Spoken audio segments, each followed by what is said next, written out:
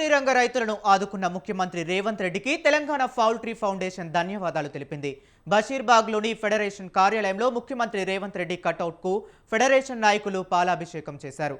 కాగా అంగన్వాడీ పథకంలో కోడిగుడ్ల టెండర్లను గత కొన్నేళ్లుగా 3 కుటుంబాలు మాత్రమే దక్కించుకుంటున్నాయని తెలంగాణ పౌల్ట్రీ ఫెడరేషన్ అధ్యక్షుడు మోహన్ రెడ్డి ఆరోపించారు.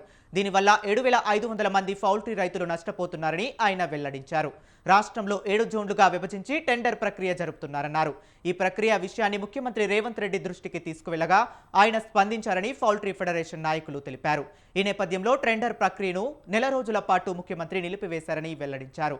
టెండర్ ప్రక్రియను సమీక్షించి అందరికీ న్యాయం చేస్తామని ముఖ్యమంత్రి రేవంత్ రెడ్డి హామీ ఇచ్చారని తెలిపారు. అందుకు కృతజ్ఞతగా ముఖ్యమంత్రి కటౌట్కు పాలాభిషేకం చేశామన్నారు. ఈ సందర్భంగా 5,000 బాయిల్డ్ ఎగ్స్ ను ప్రజలకు పంపిణీ చేశారు.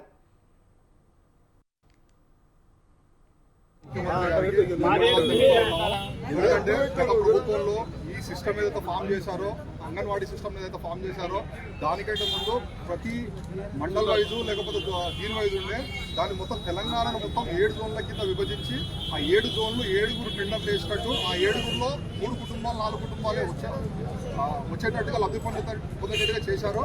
ఈ 7 జోన్లలో వేరే టెండర్ వేరే బిడ్డర్ ఎవరు పనికి రాకుండా వాళ్ళకు వాళ్ళే వచ్చేటట్టుగా L1 ఒకరు L2 ఒకరు వేసుకొని వాళ్ళకు వాళ్ళే చేసుకునే పరిస్థితి తీసుకొచ్చారు.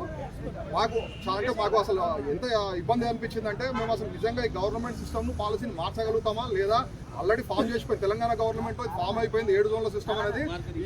ఈ 7 జోన్ల సిస్టమ్ను అగ్మార్గానికి రిప్లికాలని చెప్పి పెట్టి కొన్ని కండిషన్లు పెట్టి ఎవరు ఎలిజిబుల్ గానే కూడా చేయడం జరిగింది.